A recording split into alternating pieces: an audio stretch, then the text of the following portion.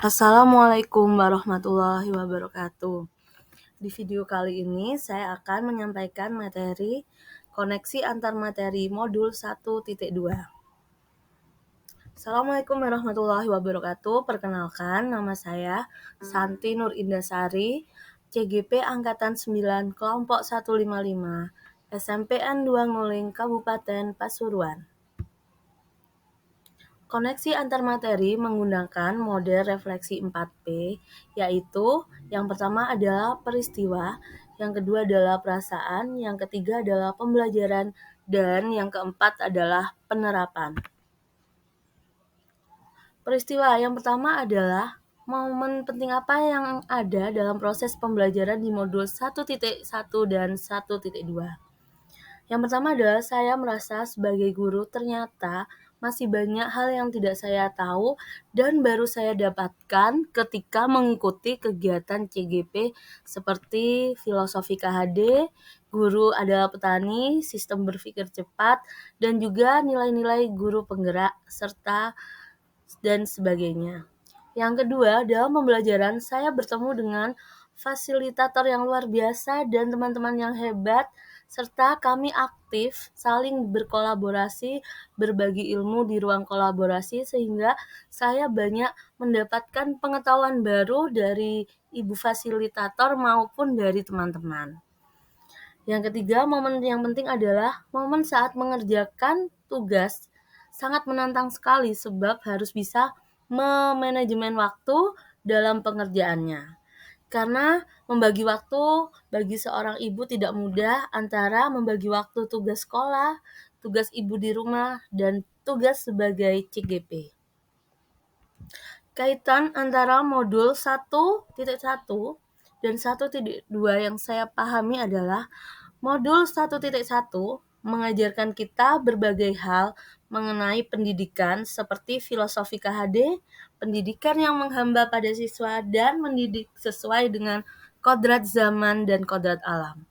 Dan di modul 1.2 kita diajarkan bagaimana mengimplementasikan apa yang ada di modul 1 dengan nilai-nilai guru penggerak yang sesuai. Misalkan pada filosofi KHD ada materi tentang berhamba pada siswa yang dapat kita implementasikan dengan nilai-nilai guru penggerak yang berpihak pada siswa dan inovatif. Perasaannya bagaimana? Perasaan saat momen itu terjadi, saya merasa seperti, wah, ternyata ada banyak hal dan ilmu baru yang belum saya ketahui dalam dunia pendidikan. Yang kedua, saya merasa tertampar dalam mengajar. Ternyata dalam mengajar saya masih banyak kekurangan dan banyak hal yang harus dilakukan. Yang ketiga, saya merasa sangat bahagia mendapatkan ilmu dan berusaha untuk berbenah diri agar bisa menerapkan ilmu yang sudah saya dapat di CGP untuk dipraktekkan dalam pembelajaran sehari-hari.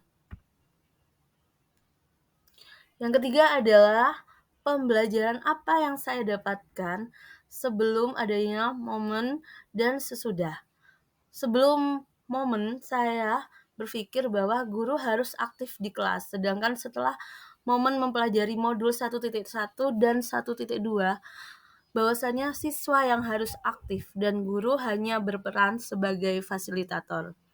Yang kedua, sebelumnya saya berpikir pembelajaran tidak memperhatikan kebutuhan siswa dan guru hanya mengajar sama dalam satu kelas. Padahal kita sebagai guru harusnya melakukan pembelajaran yang berpihak pada murid, yaitu melakukan diferensiasi.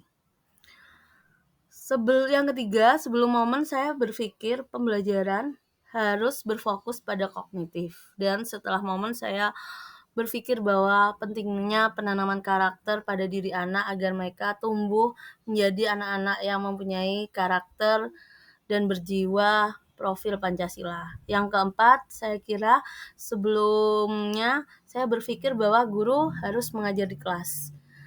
Setelah mempelajari modul 1.1, saya berpikir bahwa guru juga harus berperan sebagai teladan bagi anak-anak didiknya, memberikan contoh-contoh yang baik dalam bersikap sehari-hari. Yang kelima, sebelum momen, saya merasa kolaborasi itu kurang penting. Jadi kita mengajar hanya ngajar. Tapi sesudah modul 1.1 dan modul 1.2, kolaborasi sangat penting sekali untuk memecahkan permasalahan-permasalahan yang ada dalam pembelajaran. Yang keempat adalah penerapan rencana ke depan, pengembangan diri, bagaimana untuk menguatkan nilai-nilai guru penggerak. Yang pertama adalah kita harus bisa menjadi pemimpin pembelajaran dengan merencanakan dan melaksanakan pembelajaran yang berpihak pada siswa seperti melakukan diferensiasi dalam pembelajaran. Yang kedua, saya akan selalu berinovasi dalam pembelajaran dengan penggunaan metode dan model-model pembelajaran yang menarik, serta selalu melakukan refleksi dalam setiap kegiatan. Dan yang ketiga, saya berkolaborasi dengan teman sejawat dalam pembelajaran untuk menambah wawasan dan mengatasi permasalahan yang dihadapi di sekolah. Sekian 4P dari saya. Terima kasih banyak atas perhatiannya dan semoga bisa bermanfaat. Amin amin ya robbal alamin.